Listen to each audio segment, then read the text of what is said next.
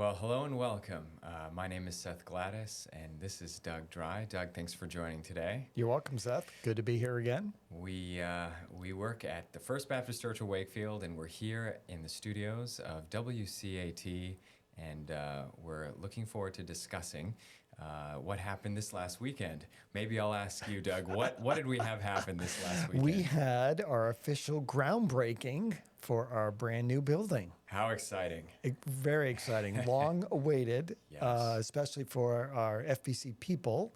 It's been 4.5 years since the infamous fire, which destroyed our historic building, and a long journey to get to the point of having a good plan and being in budget and having the right contractor, and it all finally came together, and winter is done. Spring is here. We're breaking ground. We're moving ahead.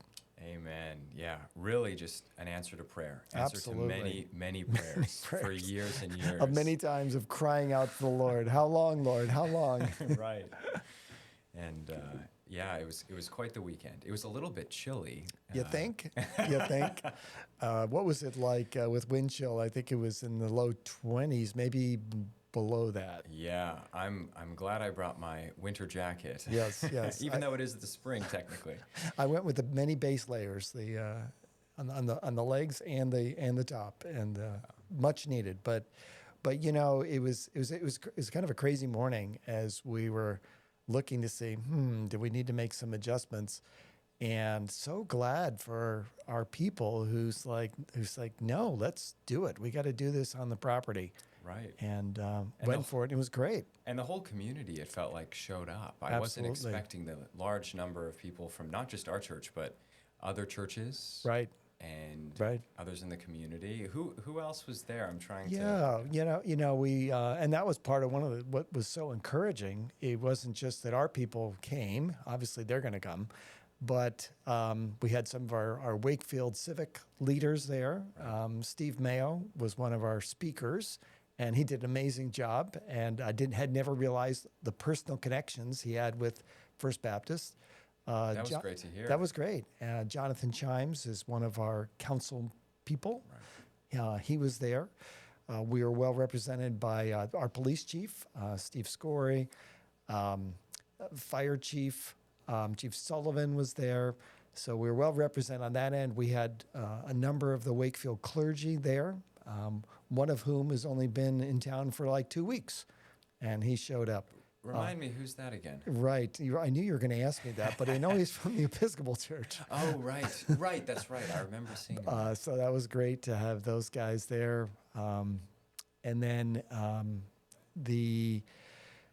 just even some of the other family members of people. And then one kind of really neat connection is one of our architects, her mom taught at the Tall Spire preschool for like 20 years. Wow. And I believe what she told me is she was scheduled to be married just when the church burned down, like 3 days after it burned down. No. And so now she is she is married, but she's part of the team that has done the design for us. Okay. So great. I didn't know that Liz had that connection from LDA, and there was a great crew from LDA, from our architect, Treff, the proprietor of the firm, and Kim, who's been our main advocate and leader on that, and some other guys. So Man. yeah, it was a great showing. WCAT, yay! Yes. Ryan, Barbara, well there. Daily Item had a guy there. WBZE was there. Were they interviewing you? Is that A little bit afterwards. Right. I don't know that made it anywhere. I don't think it got off the cutting room floor on that one. But it just was fun. It was just a great celebration. Yeah. I'm glad we moved the coffee and snacks inside, though, because I don't know if I could have handled more time out there in the cold. That's right. That's right. And we did have good coffee creations from Yes. Wakefield. Provided Shout the out. coffee. Way to go. Yeah. And some great snacks, and it's good. Yeah. Well, I think it was a successful weekend. Yeah. Well, let me ask you, Seth. Yeah. You're our intern, and so this is new to you.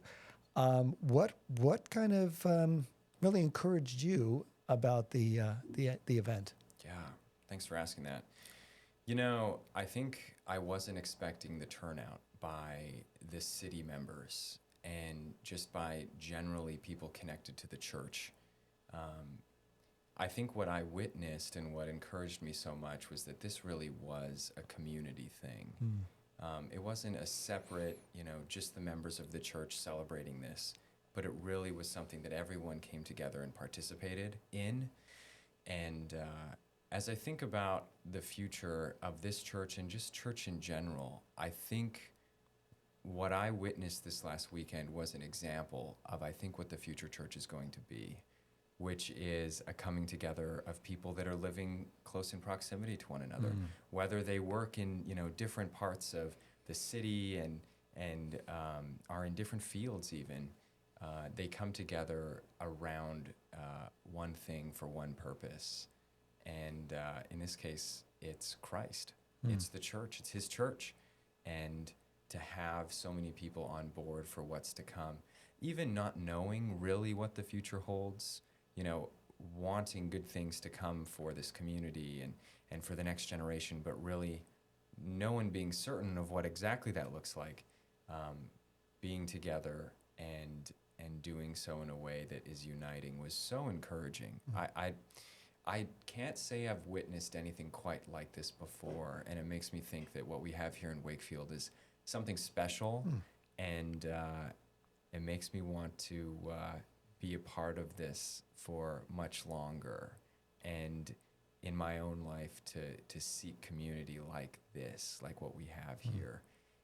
In some ways, I don't want to say it's simple, but it's not complicated. It's a family. It's a community. And so I think that has that stayed with me from this weekend. And as I've shared with friends at the seminary and even a couple pastors today about it, I think it really, when people hear about it, they are captured by this story that we're a part of. Yeah. And so it's a joy to share in Yeah. it as an intern. It's really been a cool thing to jump in on. I've only been interning at the church for, I guess, something like 6 to 8 months-ish. And already I feel so brought into it. And I think everyone wants to be a part of a story like this. And so to be included in is a blessing. Nice. So, yeah. Nice. One thing, and it was really fun to see my wife Beth put together these little favors.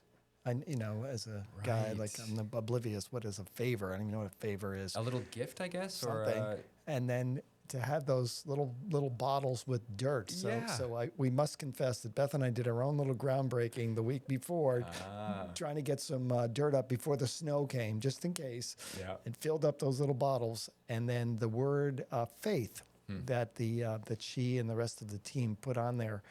And really, this is a step of faith because, as you said, we don't know exactly what the next, what this church is going to look like 2 years, 5 years from now. Right. This is it's kind of reminded of like Abraham's journey where God says, well, go to the place that I'm going to show you. Well, where is that, God? Well, I'm going to show you. And I feel like we're stepping into that kind of a environment that continue to build this new facility.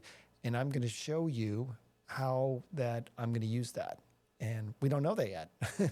So there's part of that faith of, okay, God, we're trusting that what you're going to do, you have something new in plan for this church that somehow will have this connection to the broader community as well.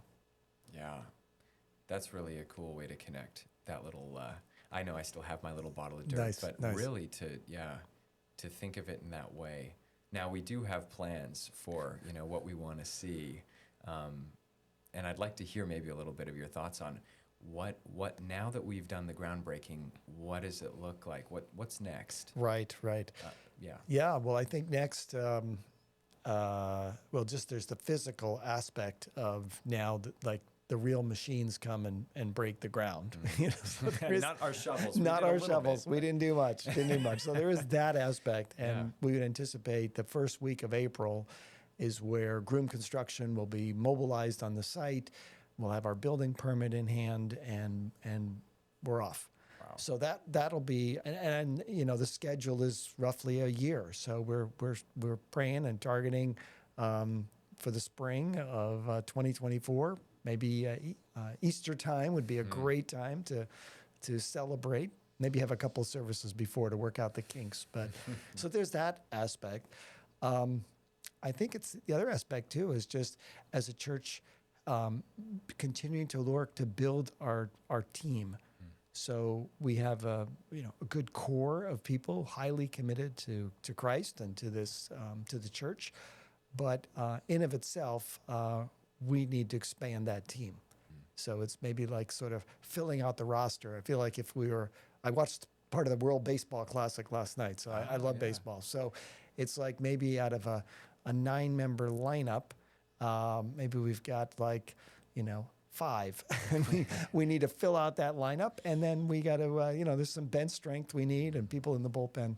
So we got the makings, but we need more. So part of the job is getting the word out, and there may be others who say, I want to be part, like you were saying, I want to be part of that story, and not just observer on the sideline, but actually help to shape what the new era, if you want to call it that, the new era would be.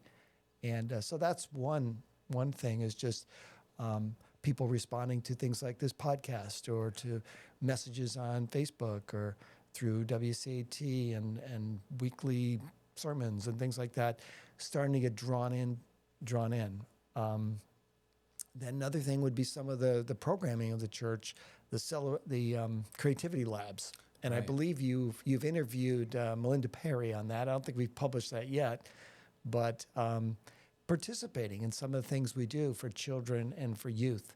And we have in the can a marriage workshop, a one-day marriage workshop, and we've got to find the timing to roll that out. So joining in on those things can be helpful to see, hey, is this something that maybe I want to be part of in more of the core of that? Even joining us for worship.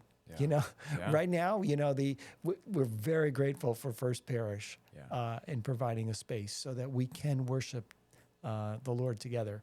And so check us out at 1 Church Street in the chapel. Yes. 9:30 on Sunday mornings. I think Easter morning will be at 11. Okay. Sunrise at the Yacht Club at 6 a.m. Looking forward to that. That is a great service with a little breakfast afterwards. Yes. Great environment to watch the sun come up over the lake. So those are some of the things in the immediate future. That's great. Yeah, thanks for going through those. I was going to say, this weekend, you have Doug and Seth on the guitars for worship. So don't come this weekend. Seth is always there on the guitar. Whenever Doug shows up, it's. I think it's a good time. It's a good time. We have a good time. We do. We have a good time. Yeah. And we have a gracious congregation. Amen. Who put up with that. And no, I think I've mentioned this before. I'm just really grateful for our people who they're willing to try some new things. And, we've said before, the gospel is the same, but the way it sort of fleshes out is different. Right. It's a different generation. It's a different time. And our people are willing to take some steps in that direction, some more eagerly than others, but all of them saying, we know that the gospel takes new forms, and there's a new we've had our form, and it's time for some new forms, new ways that the gospel of Jesus be expressed. Amen. Well, thank you so much for taking the time. You're welcome. It's been a joy to reflect on this big weekend. Yeah. And looking forward to future conversations as we begin groundbreaking and really see what is to come. That's right. And of course, I forgot to mention, you can always donate. Right. There is a little bit of a gap between our resources and what this project is going to cost, and so we're laying that before our people. But if you listening to this podcast want to donate, whether it's cash or stocks or IRA distributions, you can distribute. If you're at a certain age, you can distribute. What's the word? You can give from your IRA to a church, and you're not taxed on that that money that you pull out. So there's some tax advantages. Well, that's a way to be a part of this story. Absolutely. And yeah, if I've learned anything from this weekend, that's it. Being a part of the greater story of the community and what God is doing, that is where the depths of joy and satisfaction in life are found. And Awesome. Yeah, and I think contributing financially is a part of that. that's How right. how encouraging and exciting. So, well, thanks again, Very Doug. good. I Thanks, look Seth. forward to talking again soon. Sounds good. All right. Have a great weekend, Wakefield.